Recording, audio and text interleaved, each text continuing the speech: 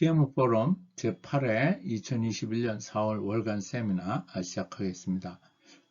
이번 달의 주제는 프로젝트 성공을 위한 4가지 도구가 되겠습니다. 제 소개는 여기서 생략하겠습니다. 우리가 이제 지난달에 또는 제 유튜브에 잘못 사용되고 있는 이제 프로젝트 관리 사례에 대해서 설명을 했는데, 오늘 아마 말씀드릴 그러한 주제들이 이 내용하고 관계가 있어서 다시 한번 정리를 해봅니다. 그 사례로 우리가 1번이 이제 매핑되지 않은 요구사항과 이제 WBS, 그 다음에 이제 범위 계획과 일정 계획을 동시에 작성을 한다.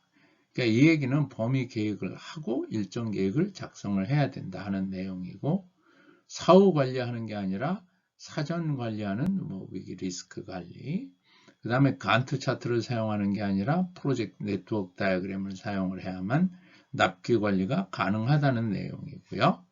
계획한 대로 실행하는 것이 이제 제대로 된 방법인데, 우리는 계획과 실행이 불일치했다는 그런 내용이고, 그다음에 사전 예측이 불가능한, 원래 진척 관리를 하는 목적은 사전 예측을 하기 위해서 하는 건데 우리는 사전 예측이 불가능한 거고, 그 다음에 변경은 언제 해야 되느냐 하면 이제 사실 변경이 요청될 때 해야 되는 건데, 우리 같은 경우에는 가장 큰 현상이 뭐냐면 프로젝트 후반에 이제 집중되는 변경이다.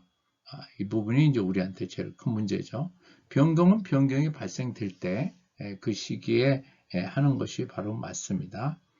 그 다음에 변경을 할 때는 우리 같은 경우에 그냥 변경을 하는데, 제일 제대로 하는 방법은 변경 요청하면서 변경 관리 절차에 의해서 수행하는 것이 맞다고 얘기를 했고, 그 다음에 이제 PM 시스템, PMIS에 대한 여러 가지 내용을 얘기를 했습니다. 그 다음에 프로젝트 관리를 잘 모르는 관리자와 팀 얘기를 했고, 그 다음에 프로젝트 관리를 수행하는 발주자, 수주자, 감독기관의 이런 여러 가지 태도에 대해서 설명을 드린 바 있습니다. 이 중에서 이제 오늘 우리가 해야 될 내용은 이제 WBS, 그 다음에 간트 차트 대신에 사용하는 프로젝트 네트워크 다이어그램, 그 다음에 그 이제 사전 예측이 좀 가능하게 해주는 우리가 이제 S커브라는 게 있고, 또 이거에 따라서 과연 프로젝트의 성과나 평가가 어떻게 되는지 EVM이라는 이제 그러한 툴들이 오늘 얘기가 될 거고요. 그 다음에 이러한 툴들은 결국 PMIS 시스템에서 서포트를 해줘야 되는 거고, 이 조직은 발주자나 수주자나 감독기관, 그 다음에 이제 발주자나 수주자 내에 관리자와 팀들은 바로 이러한 도구를 써서, 이런 PMIS는 이런 도구를 써서 프로젝트에 대한 부분을 수행도 하고 평가도 하는 것이 이제 올바른 내용이라고 할 수 있겠습니다. 자, 오늘 이제 설명돼야 될 내용을 좀 말씀을 드리면, 이제 결국 이제 이렇게 이 work은 어디에서 출발하냐면, 여기 이제 요구사항에서 우리가 출발을 해야 되는 거고, 또 이 요구사항은 어디에 있냐면, 범위 정의라는 프로세스를 수행을 했을 때, 그때 나오는 산출물, 범위 기술서라고도 하고, 또는 이제 과업 지시서라고도 이제 우리가 부르는 겁니다. 정확하게는 조금 내용의 차이가 있다는 거 다시 한번 말씀을 드리고요. 그러면 이런 요구사항이 이제 그 발주자 쪽에서 나오면 수행사는 이 요구사항을 이행할 수 있는 work을 만들게 되는 거죠. 프로젝트 관리에서 정확한 명칭은 work 패키지라고 이해하시면 되는데, 이거는 어떤 프로세스에 진행되냐면 WBS 작성이라는 프로세스에서 진행이 되고, 그 다음에 WBS하고 WBS 딕셔너리라는 이제 산출물이 나오게 되는데, 그 WBS 딕셔너리가 바로 이 워크 패키지를 담는 그러한 산출물이 되겠습니다. 그 다음에 이제 WBS 딕셔너리에서 액티비티가 정의가 되면 그 액티비티를 모아서 활동 목록표라는 산출물이 나타나게 되는데, 이제 이 부분은 우리한테 이제 뭐를 시사해 주냐 하면 요구사항과 WBS를 우리는 이제 확인을 안 한단 말이죠. 그래서 이제 이 부분에 그 문제를 확실하게 해결해 주는 이제 그러한 답이다. 이렇게 얘기를 하는 거고, 그다음에 우리는 범위 계획과 일정 계획을 동시에 작성을 하는 그러한 잘못 사용되는 사례가 있는데, 이 WBS는 이 웍에 대한 부분이지 일정 계획은 여기에서 사용되지 않는 겁니다.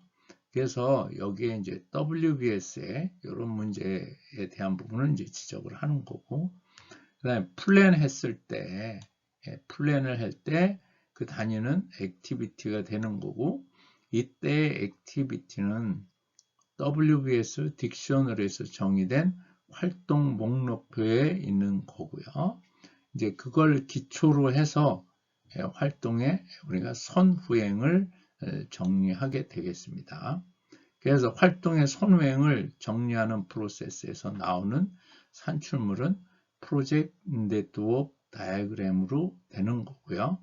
여기에 기초를 하면 이제 프로젝트 스케줄이라는 산출물이 나오는 겁니다.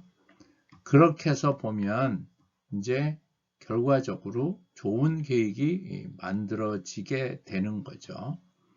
자, 그 다음에 여기에 활동에 대한 일정이 나오면 우리가 예산 편성을 통해서 이제 그 S커브라는 산출물을 우리가 작성을 하게 되는데, 산출물이 나오게 되는데, 이 S커브는 프로젝트에 대한 안정성을 체크하는 중요한 도구다. 이렇게 이해를 해주시면 됩니다. 그 다음에 이제 계획이 되면 그 다음에 실행하고 통제에 들어가게 되는데, 이때의 단위도 액티비티가 되고, 감시 및 통제 프로세스나 원가 통제 프로세스를 통해서 우리가 진척 평가라는 산출물을 해야 되고, 이때 사용하는 도구가 EVM이라는 그러한 도구로 돼서 EVM을 가지고 사전 예측이 이제 가능한 그러한 진척 관리가 되는 것을 알 수 있습니다. 다시 한번 이제 그래서 우리가 말하는 4대 도구는 WBS, 그 다음에 프로젝트 네트워크 다이어그램, 그 다음에 S커브, EVM 이렇게 설명드릴 수 있겠습니다. 이제 첫 번째 이건 뭐 우리가 제가 유튜브도 됐고 그 다음에 2월인가 3월에 설명한 내용인데, 프로젝트에 이제 우리가 범위를 설정해 줘야 된다. 그래서 범위란 고객의 입장에서는 모든 요구사항을 다 이제 이행하는 것을 프로젝트의 범위로 삼는 거고, 그 다음에 수행사 입장에서는 요구사항을 만드는 이 전체 일을 우리가 프로젝트의 범위로 이렇게 한정할 수 있겠죠. 그랬을 때 이게 이제 서로 표현의 방법이 다르기 때문에 요 표현하는 방법을 이제 그 담는 이 웍을 담는 이 그릇이 이제 WBS다 라고 해서 이제 제가 설명을 드렸었고, 그 대신 이 요구사항과 이 W에 대한 부분을 우리가 이렇게 매핑을 통해서 정확하게 얘가 과연 이거를 뜻하는 거냐 하는 그런 거를 확인하게 되는 거죠. 그래서 이제 요구사항을 담는 WBS다. 범위 관리의 가장 중요한 산출물이다. 어떻게 보면 계획 프로세스 그룹의 핵이라고 할 수 있는 그런 내용이고, 이 WBS를 통해서 액티비티가 정의가 돼야만 우리가 기초 계획을 수립할 수 있기 때문에 가장 중요한 산출물로 우리가 생각할 수 있습니다. 그 다음에 이제 요구사항을 하게 되면 이 요구사항은 이해관계자가 있게 되는 거죠. 그래서 요구사항을 수행 가능한 웍을 중심으로 계층 구조를 정의하는 산출물이다. 여기에서 이제 이렇게 계층 구조로 이렇게 하나하나씩 이렇게 밑으로 내려가는 계층 구조로 정의하는 산출물이다. 그 다음에 이제 여기에 근거로 해서 여기에서 이제 원가, 그래가지고 전체 예산을 결정을 하는 거고, 또 회의를 할 때 어떤 단위로 회의를 하느냐가 중요하죠. 그랬을 때 이제 기초 자료, 그 다음에 여기에 조직 구성, 결과 여기에 조직이라고 하는 거는 누가 책임을 지느냐 하는 그러한 문제가 될 거고요. 그 다음에 요 어떠한 일과 관련되어 있는 미기에 대한 부분도 이렇게 같이 묶어 줘야 되고, 요 일을 통해서 나오는 종합 전체 산출물은 뭐냐 하는 거에 대한 부분까지 이렇게 묶여져 있는 그러한 내용이 이제 전체적으로 해결할 수 있는 가장 중요한 핵이 바로 WBS라 이렇게 할 수 있겠습니다. 그래서 이제 WBS의 가장 중요한 내용은 이제 WBS의 분할이라고 우리가 하는 건데, 이렇게 이제 우리가 요구사항을 이렇게 담는데, 여기에 이제 우리가 이렇게 하나하나씩 이렇게 분할을 하게 되면서 이제 얘의 이 번호들이 자기의 부모가 누군지를 정확하게 우리가 알 수 있는 거죠. 그래서 통상적으로 분할을 하는데 대개 뭐 6 내지 7레벨 정도 대형 프로젝트일 경우, 중규모의 프로젝트일 경우에는 5에서 6레벨 정도, 소규모는 뭐 3에서 4레벨 정도인데, 일단 7레벨이라는 기준으로 봤을 때 대개 요 1, 2, 3레벨이 관리자 레벨이고 4, 5, 6레벨이 수행사가 사용하는 그러한 레벨로 이해를 해주시면 됩니다. 그러니까 어떻게 보면 관리하는 입장에서는 대개 이 수행 레벨을 벗어난 요 1, 2, 3레벨을 가지고 이제 주로 관리를 하는 거고, 수행사는 4, 5, 6레벨에 그래서 액티비티, 태스크, 오퍼레이션까지 관리하는 그런 내용으로 이해를 하시면 되겠습니다. 그래서 이제 우리가 지난번 시간에 얘기했듯이 이 요구사항과 이제 이 요구사항을 담는 WBS가 완성이 되면 여기서 이제 반드시 이제 매핑을 해야 된다. 그래서 매핑이 맞은 다음에 이제 우리가 활동에 대한 정의가 이루어지고 이제 그거에 의해서 우리가 계획을 시작할 수 있는 그러한 내용이 되겠습니다. 그 다음에 이제 프로젝트 공정표입니다. 공정표. 이게 이제 계획할 때 계획의 가장 중요한 단위로 보는 건데, 계획의 단위는 액티비티가 나오는 건데, 앞서서 설명했듯이 WBS 딕셔너리에서 산출물에 정의된 활동을 가지고 활동의 선후행을 이렇게 연결을 하는 거예요. 여기에서 예를 들면 I의 선행은 A요, B의 선행도 A요, 그 다음에 L의 선행도 A요, 이렇게 우리가 선후행만 이렇게 겹쳐서 하나를 만들어 놓으면 우리가 이걸 뭐라고 부르냐면 프로젝트 네트워크 다이어그램이라고 얘기하는 거고요. 이게 이제 공정표라고도 얘기를 합니다. 근데 정확한 명칭은 P&D 다이어그램으로 하는 거고, 여기에 맨 앞에 있는 게 이제 그 개시 활동, 그 다음에 얘가 이제 종료 활동. 그래서 여기에 요 베이스를 가지고 일정을 계산을 했을 경우 얘가 프로젝트의 시작일과 끝나는 날이 되겠고, 이 안에서 어떤 변화가 오면 이제 이거에 따라서 매번 일정 계산을 수시로 해서 과연 이 납기를 달성할 수 있나 없나 하는 납기 관리를 점검하는 가장 중요한 툴로 이해를 해주시면 되겠습니다.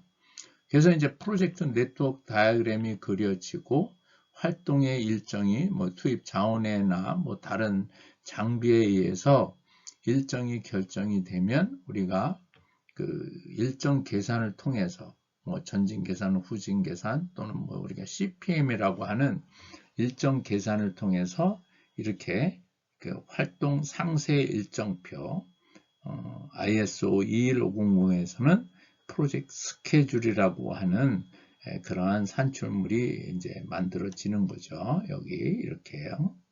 네. 이제 이게 이제 나중에 우리가 베이스라인, 타임 베이스라인이라고 얘기를 하는 거고, 일정 기준선이라고도 얘기를 합니다. 그리고 이제 우리가 앞서서 설명했던 이 WBS, 얘를 이 WBS는 또 범위 기준선이라고 해요. 범위 기준선인데, 이제 우리가 기준선으로 부를 때는 이 모든 사람들이 서로 이렇게 이거를 쓰기로 확인했을 때 우리가 기준선으로 부를 수 있는 겁니다. 네, 그 점 여러분들이 이해를 해주셨으면 좋겠습니다.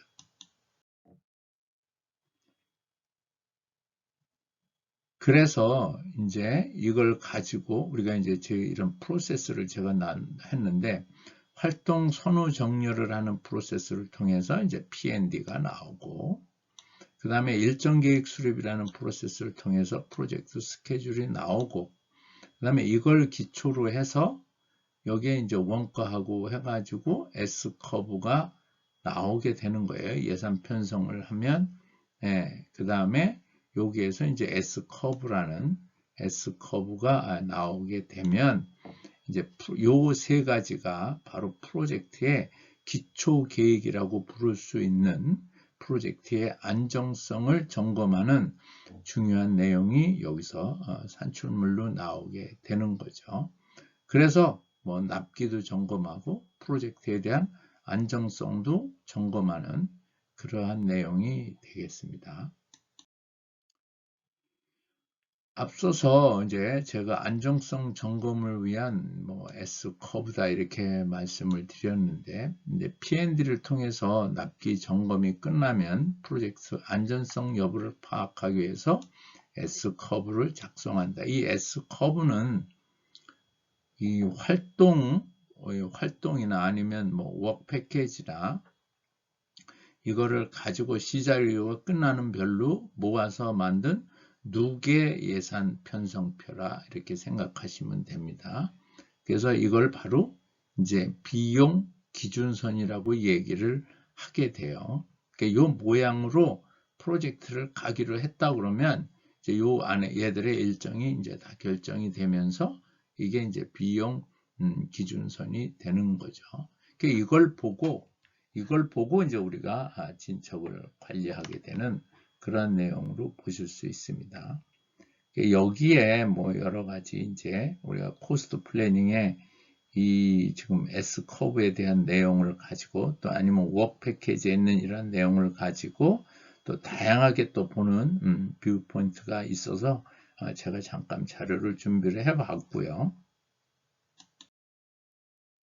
그래서 이제 앞서서 말했듯이 이 WBS, 그 다음에 이제 프로젝트 네트워크 다이어그램, 이렇게 S 커브, 우리가 이걸 뭐라고 부르냐면 합이 3 베이스라인이죠. 얘는 뭐하고 관련이 있냐면 사실은 리스크에 대한 영향력의 판단 기준이 되는 거예요. 그래서 WBS 같은 경우엔 어떤 작업이 빠지고 그랬을 때에 대한 문제, 그 다음에 이제 P&D 같은 경우에는 뭐 경험이나 어떤 기술적인 문제 같은 거, 그 다음에 이제 예산 쪽에는 예산이 과연 확실하냐 하는 그런 리스크에 대한 문제, 그 외에 수행 중에 어떤 기술적인 어떤 특정 영역이 없는 건지, 그 다음에 이제 일의 승인에 관한 그런 모든 절차 같은 그러한 리스크는 없는 것에 대한 부분을 우리가 전체적으로 점검하게 되는 그러한 내용으로 이해를 해주시면 됩니다.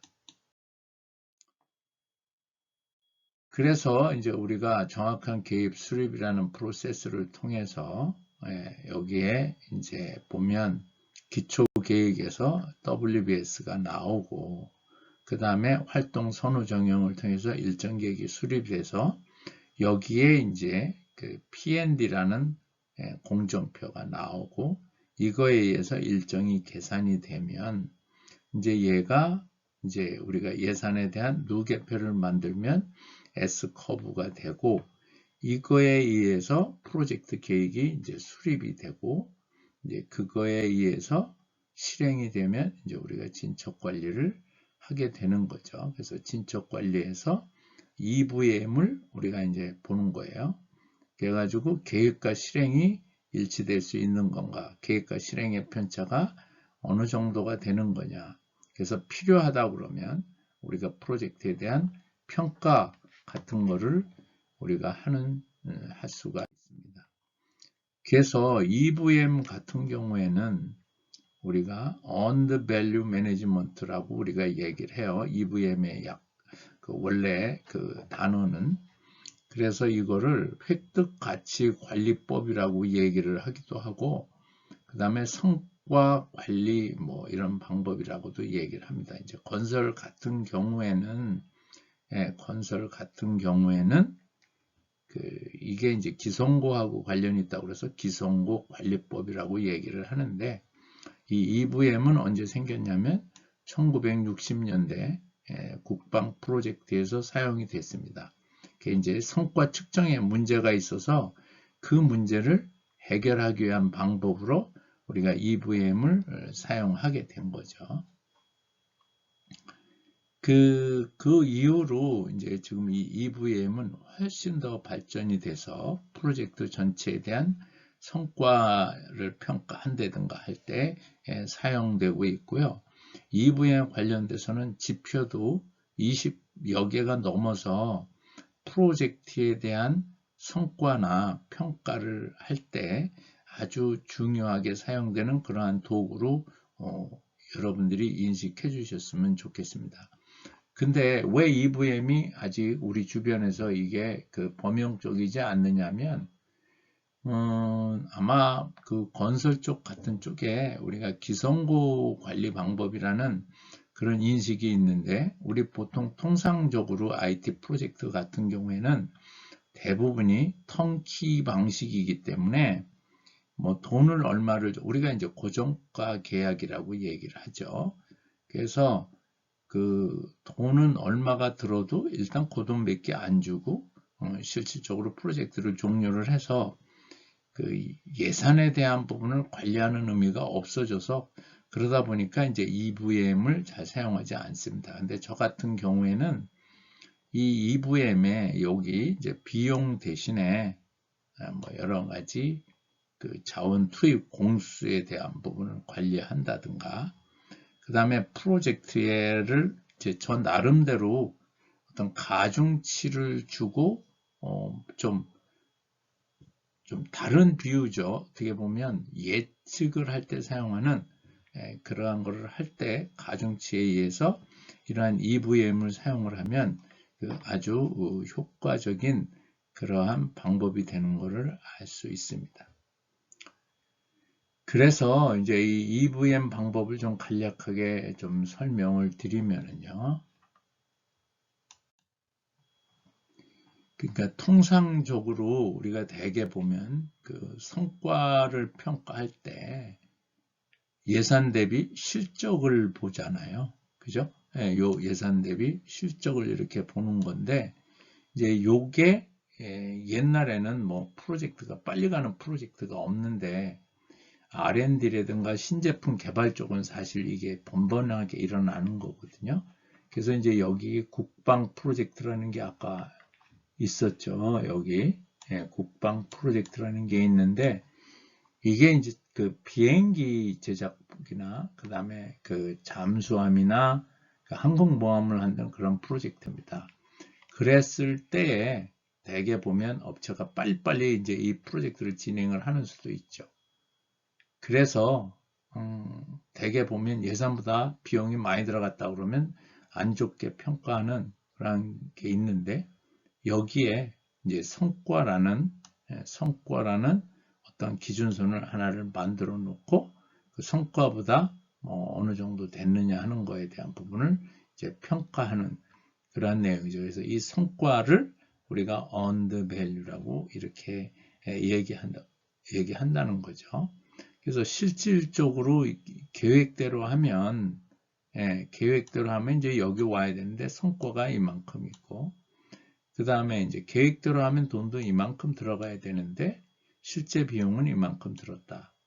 돈은 이만큼 들었지만 성과로 봐서는 요거밖에 안 되는 거다. 그러니까 이제 우리가 이걸 가지고 일정에 대한 성과, 그 다음에 이제 예산에 대한 성과에 대한 부분을 이제 평가할 수 있는 그러한 방법이 이제 EVM이라고 이해를 해주시면 되겠습니다. 그래서 이제 여기에 지금 우리가 이 EVM은 언제 사용하느냐면 이제 프로젝트를 우리가 주간 보고할 때 과연 이 프로젝트가 어떻게 가고 있는 건지 현재 시점도 중요하지만 과연 지금 현재 이 상태로 갔을 때 예산을 초과할지 아니면 납기가 지연이 될지 이제 이러한 부분이 이제 제일 초미의 관심사가 되는 거죠. 한 번만 측정하는 게 아니잖아요. 매주 한다든가 매월 한다든가. 그래서 주간 보고 월간 보고를 일을 할 때마다 우리가 이제 여기에서 나오는 여러 가지 이제 변수들이 있죠. 여기는 이제 일정보다 늦었다는 일정 편차, 그 다음에 이쪽은 예산보다 더 쓰고 있었다는 비용이란 편차에 대한 부분을 가지고 이제 프로젝트에 대한 전체를 평가하는 그러한 툴이 EVM이 되겠습니다. EVM. 아주 굉장히 저가 봤을 땐 굉장히 효과적인 그러한 방법으로 이해를 해주시면 되겠습니다. 그래서 우리가 이제 여러 개의 다양한 EVM을 가지고 이제 이렇게 프로젝트를 해보면 예를 들어서 단기간적으로 보면 원래 프로젝트가 이렇게 계획대로 가야 되는데 일정도 늦어지고 이제 비용도 늦어지면 그 원인이 뭔지에 대한 부분을 우리가 이제 찾죠. 우리가 트래킹 또는 트레이싱이라고 하기도 하는데 이제 또 하나는 현재 이러한 퍼포먼스를 가지고 갔을 때 과연 이 프로젝트의 예산이라든가 이 일정에 대한 추이가 어떻게 되느냐에 대한 부분을 우리가 전체적으로 평가할 수 있는 이제 그러한 기준이 된다는 거죠. 바로 이게 이제 진척에 대한 평가죠. 그러니까 현재 빨리 갖고 느리는 게 중요한 게 아니라 프로젝트 전체에 끼치는 영향이 어떻게 되느냐 그래서 우리가 이렇게 다양한 도표를 사용을 해서 어떤 통제선을 우리가 해놓고 이 안에 지금 쫓아가고 있다든가 하는 것을 우리가 다양하게 볼 수 있는 그러한 형태의 어떻게 보면 마치 주식에 대한 결과를 예측하는 것처럼 프로젝트의 납기 달성이라든가 예산 준수 이런 거를 어느 정도로 우리가 이걸 끌고 맞출 수 있느냐에 대한 부분을 평가하는 중요한 도구가 되겠습니다. 그래서 오늘은 프로젝트 성공을 위한 4가지의 도구를 살펴봤습니다. 첫째, WBS는 요구사항을 담아주는 그릇.